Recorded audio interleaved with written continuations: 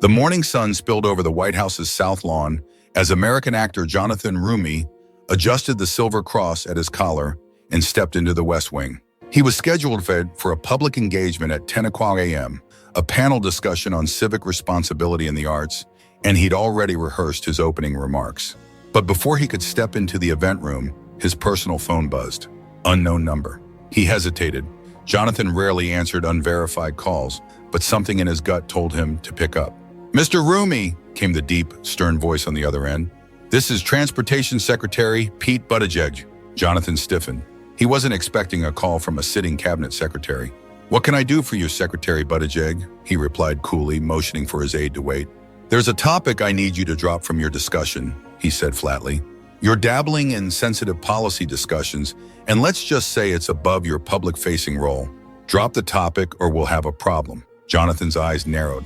"Secretary, are you threatening an American citizen and public figure?"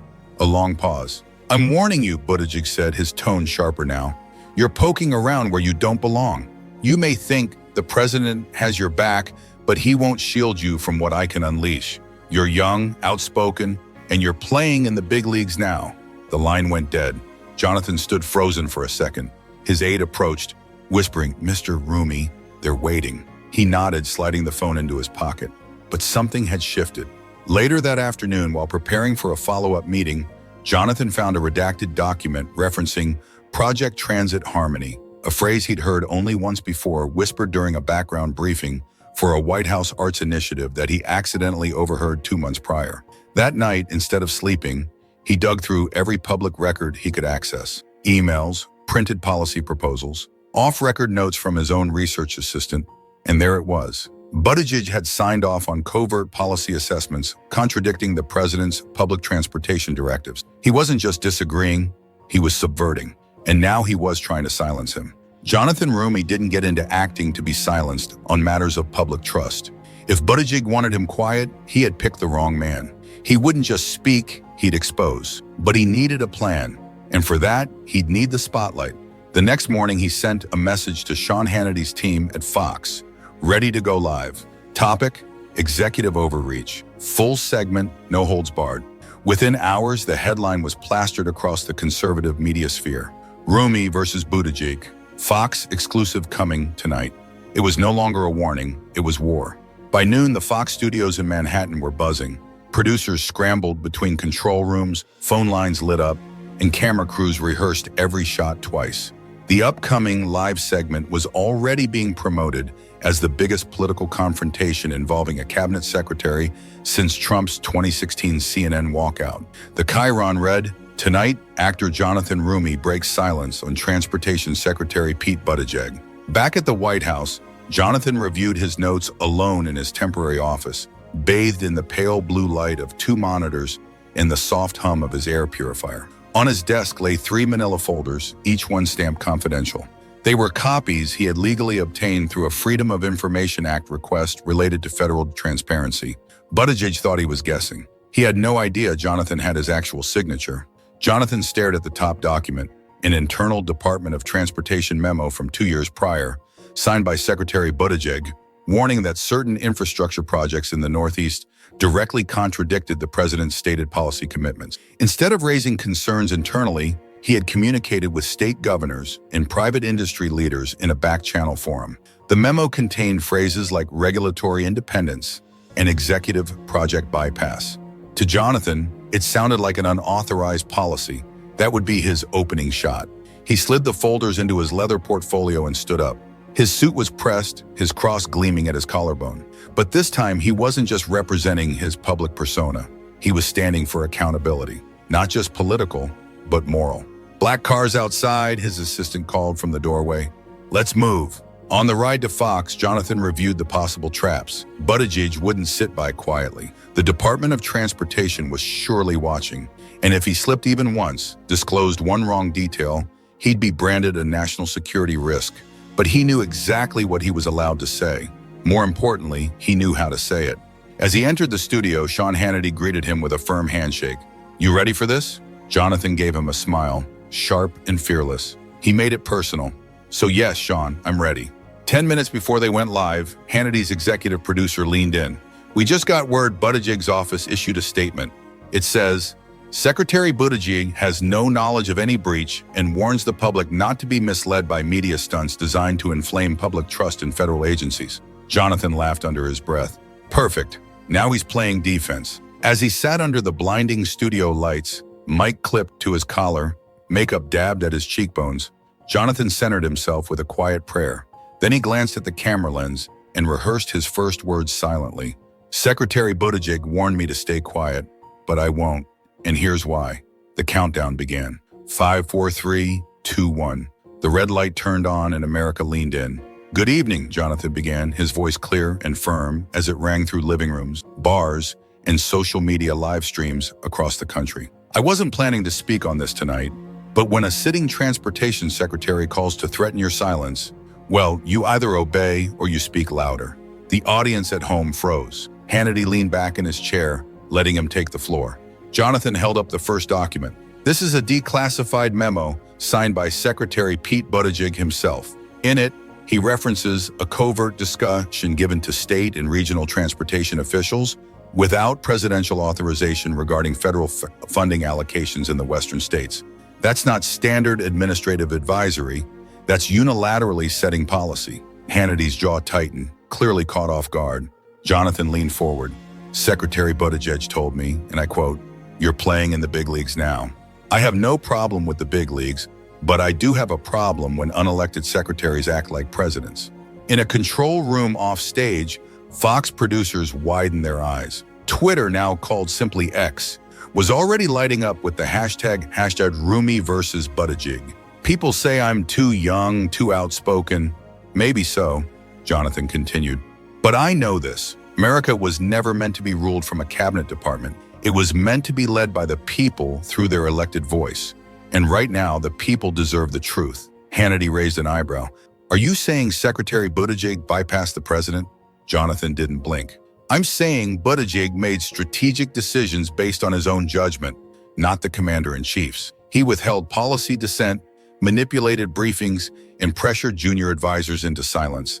And when I started asking questions, he called me directly, told me to drop my next appearance, told me to shut up. The Fox studio went completely silent. And here's the thing, he said, pulling out the second document. This one contains notations from Buttigieg's aide referencing internal communication reroutings. If I'm reading this right, he didn't just ignore policy, he tried to overwrite it. Hannity was nearly speechless. Jonathan, this is explosive. Jonathan looked directly into the camera, his cross catching the studio light. It's not explosive, Sean, it's betrayal. That moment, sharp, unshakable, broadcast to millions, hit every news desk across the country within seconds. CNN issued a breaking news alert. MSNBC went live with a panel of shocked analysts. The Department of Transportation released a vague review in progress tweet. Trump himself posted on Truth Social, Roumie is fearless, Buttigieg better lawyer up.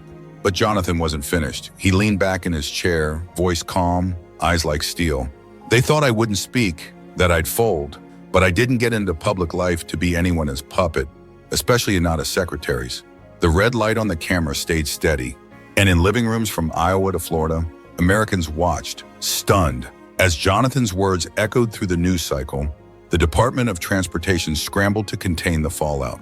Within 20 minutes, Secretary Buttigieg's personal press liaison sent a stern, defensive statement to every major outlet. Secretary Buttigieg categorically denies making any threats to Ms. Roumie and rejects his claims as misinformed public commentary and political theater. He serves this nation with integrity and will not be baited into media-driven ambushes. But Jonathan anticipated this. He expected denial. He expected spin.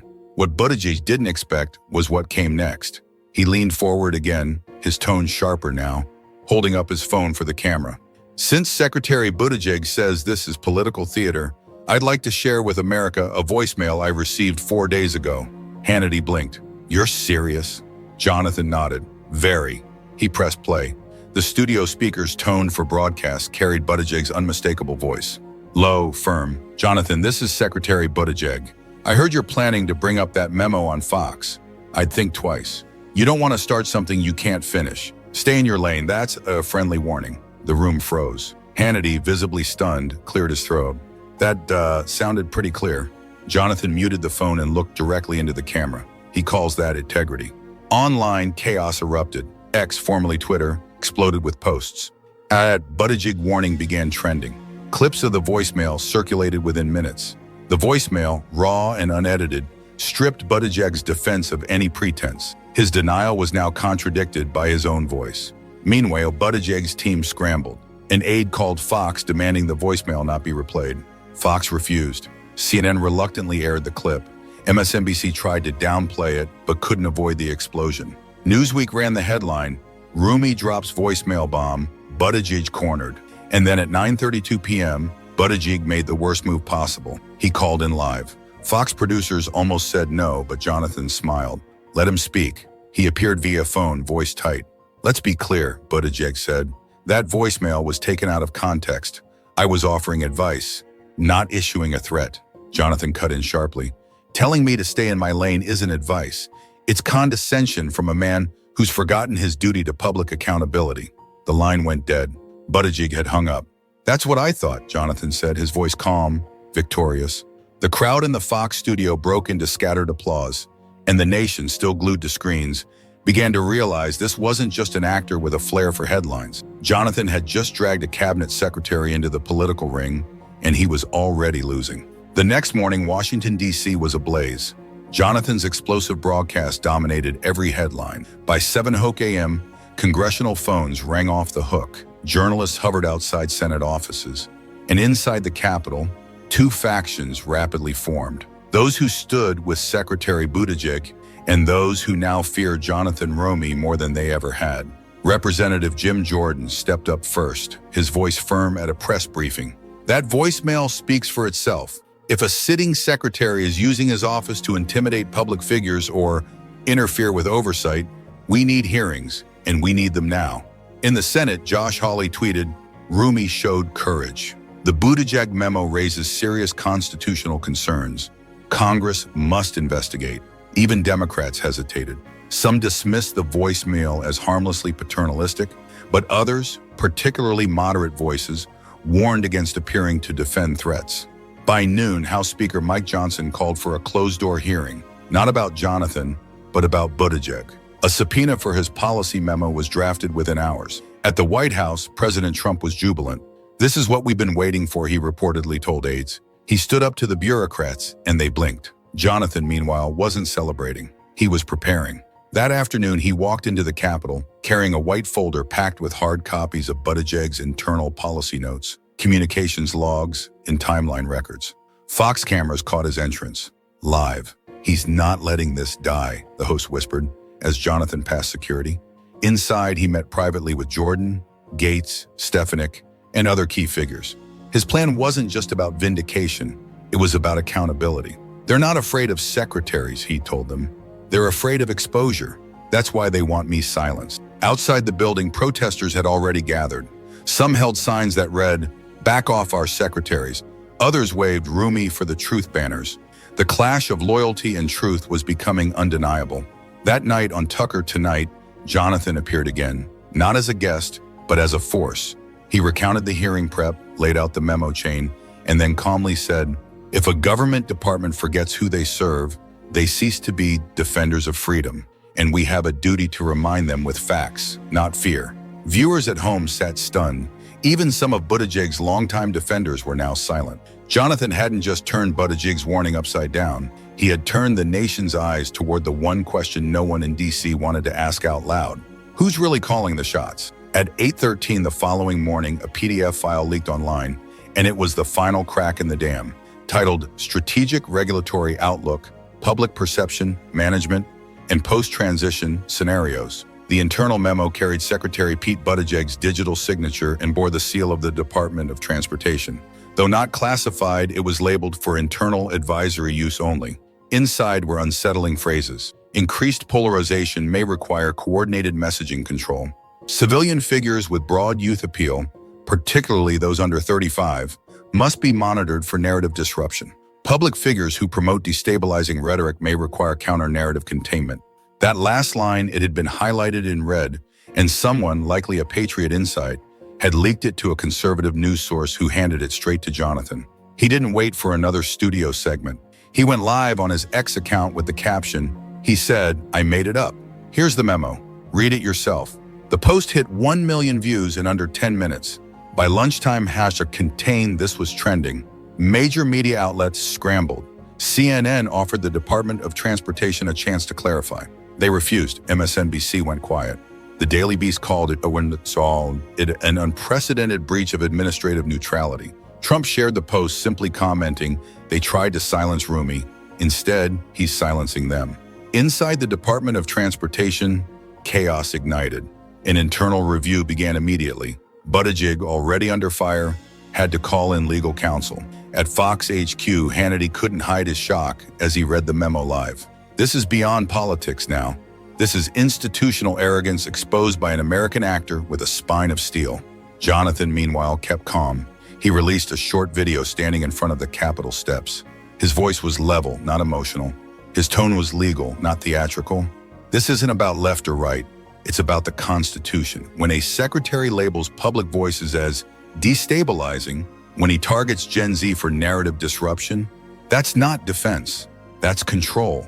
And I don't care how many titles he's worn, he doesn't get to rewrite the rules. For the first time, even Democrats hesitated to defend Buttigieg. Jonathan had made it impossible. The memo wasn't vague, it wasn't theoretical.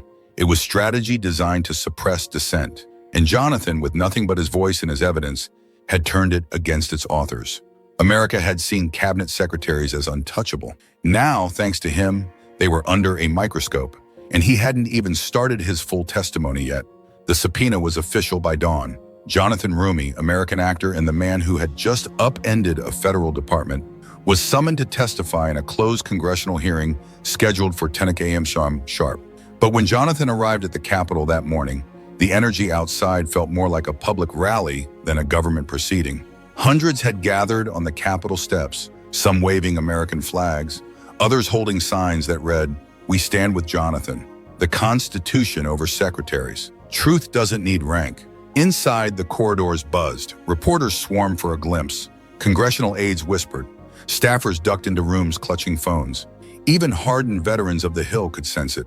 Something seismic was happening. Jonathan walked in wearing his signature navy suit, a simple silver cross pinned at his collar. No entourage, no flash, just the original folder, now thicker, under his arm. Representative Jim Jordan greeted him outside the chamber with a nod. "You ready?" he asked. "I was ready the moment he called me a threat," Jonathan replied without pause. Inside the hearing room, it wasn't just Republicans seated around the curved table. Several Democrats had shown up unannounced, curious, skeptical, but present. And in the gallery above, Department of Transportation officials took quiet seats, clearly uneasy. Jonathan took his place at the witness table. No nerves, no stalling, just clarity. He began with the voicemail, then the memo, then the attached policy strategy documents. Each point reinforced not with accusation, but with timelines, source codes, and archived references. The room fell silent as he concluded, "When unelected power tries to silence public scrutiny or manipulate public trust, it's not defense, it's subversion. I don't care if it's coming from a journalist, a CIO, or a cabinet secretary. That is not who we are as a republic." A stunned hush followed. Then unexpectedly, a Democrat, Representative Jared Golden of Maine, spoke up. "Mr. Roumie, are you implying that Secretary Buttigieg violated his oath of service?" Jonathan didn't blink. "I'm not implying anything. I'm stating that he used his influence as a sitting cabinet secretary to promote an internal framework that targets speech. And yes, when that speech is constitutionally protected, and when that targeting is deliberate, that does violate the spirit of the oath." Silence again. Only this time it held respect. Jonathan didn't yell. He didn't grandstand. He simply spoke, armed with facts sharper than any headline, and confidence forged in the fire of a public crucible. By the time he finished, even his detractors looked cautious. The hearing ended in quiet murmurs, but the damage to those who had tried to smear him was irreversible. He had walked in alone and walked out with the room. Jonathan didn't hesitate. With the weight of the entire nation's attention pressing down on him, he reached into his folder and pulled out the confidential documents Buttigieg had never expected anyone to see, let alone confront him with live on air. He stood tall, his posture unshaken, and held the first page up for the cameras. It was a Department of Transportation directive signed and dated, authorizing monitoring and data collection on public figures and citizen groups without adequate civilian oversight, justified by national infrastructure security concerns. Jonathan's voice, cold and precise, echoed through the room. "You said I crossed a line," he began, looking directly at Buttigieg. "But here's what you crossed, the Constitution." The audience gasped. Buttigieg stiffened, blinking hard. His composure began to crack. Jonathan flipped the next page. It detailed off-the-record conversations Buttigieg had with private infrastructure developers during a sensitive negotiation period, completely outside the official chain of command. "You accused me of undermining federal agencies, but these pages show who truly did." He wasn't yelling. He didn't need to. His calm fury was louder than any raised voice. One of the anchors whispered off camera, "Are we even allowed to air this?" But the feed stayed live. Jonathan turned toward Buttigieg. "You threatened my career. You called me reckless. You questioned my loyalty. But everything I've done has been to protect this country and the people who deserve the truth." Buttigieg tried to speak, but the words caught in his throat. The camera zoomed in as Jonathan laid the documents flat on the table between them, like a final blow. "You don't get to intimidate the next generation. Not with fear, not with rank, and not with secrets." Silence followed, so heavy it rang louder than applause. And Jonathan hadn't even turned the last page. Secretary Buttigieg sat motionless for a moment, as if the air had been knocked out of him. His hand hovered over the table, not to grab the papers, but as if searching for a response that refused to come. His years in public service had taught him how to dominate a room. But in this moment, it was Jonathan who commanded it. The anchors didn't cut to commercial. The cameras didn't pan away. The nation watched, riveted. Jonathan didn't let up. He leaned in slightly, his voice lowering but gaining even more weight. "You once said that government should never be politicized. Yet these documents, your own directives, show how you bypass civilian control for political convenience." Buttigieg's jaw clenched, but he said nothing. Jonathan lifted a third page, a confidential memo about the suppression of internal dissent among Department of Transportation staff. "You called me a threat to order, but what you did was silence those who disagreed with your private agenda. This isn't discipline, it's censorship." Reporters in the room exchanged glances. Some began typing furiously, knowing history was unfolding before their eyes. A veteran producer whispered, "He's flipping the script in real time." Jonathan placed the memo beside the others. "I didn't come here today to be bullied. I came to show what happens when power forgets its purpose. And no matter how high your office is, sir, you don't get to rewrite the rules." Buttigieg's face flushed with something between anger and disbelief. He reached for a glass of water, but his hand trembled. He turned to the audience. "Leadership isn't about control. It's about accountability. You taught us to obey. I'm here to remind you, we also have the right to speak." The room remained frozen, the stillness interrupted only by the blinking red lights of the live cameras. Jonathan stood steady at the podium, the documents still splayed before him like evidence at a courtroom trial. Secretary Buttigieg had said little since he revealed the memos, but his silence spoke volumes. America had watched a decorated public servant falter, not under public scrutiny, but beneath the weight of truth. He looked directly into the camera now, his tone even and resolute. "For years, we've been told to trust the system. But what do we do when the system hides behind power and office? We speak, we question, we expose." Behind him, a producer signaled that the broadcast had reached record viewership. More than 4 million live viewers. X was on fire. Hashtags like #Roumie slams Buttigieg and #Docs on the table were trending worldwide. Screens lit up across the country with his face, his cross necklace, and those 3 damning pages. Secretary Buttigieg shifted in his seat, clearly rattled. He leaned forward, finally finding words, but not the ones he'd planned. "You're wrong about everything," he muttered. Jonathan didn't blink. "Then explain it," he replied. But he couldn't, not without confirming his claims. Reporters surged forward. Questions rang out. "Secretary, were you aware of this directive? Mr. Roumie, will these be submitted to the Oversight Committee?" He raised a hand, calming the room. "They will. Transparency doesn't end here. It starts today." That line alone echoed across social platforms, instantly turned into quote cards, retweets, even digital posters. It starts today. By the time he stepped off stage, even critics admitted something had shifted. Buttigieg avoided the cameras, escorted out by aides, but Jonathan paused for one last photo. The document still in his hand, his eyes fierce, his cross catching the light, a symbol now, not just of faith, but defiance. Backstage, his phone buzzed, a message from Trump's inner circle. He underestimated you. They all did. You just made history. And Jonathan knew it, not just because he stood up, but because he'd made them listen. In a world where power often hides behind polished uniforms and closed-door meetings, one American actor, Jonathan Roumie, stood up, not with rage, but with truth. Jonathan Roumie didn't just challenge a cabinet secretary. He challenged the silence that so often protects authority from accountability. He reminded America that no title, no executive privilege, and no public approval rating is above the Constitution. By exposing what others feared to even whisper, he transformed a threat into a platform, a file into a flag, and a public appearance into a movement. From Capitol Hill to living rooms across the country, his stand became more than a viral moment. It became a symbol, not of defiance, but of leadership. And as the dust settled, one thing became clear. This wasn't just Jonathan's victory. It was a wake-up call to anyone who still believes truth has a rank. This is a story about power and what happens when someone decides to speak the truth, no matter the cost. Accountability doesn't end here. It just begins. If you stand for the truth and you want to see more powerful content exposing what the establishment doesn't want you to see, hit the subscribe button right now. Don't miss the next step in this fight.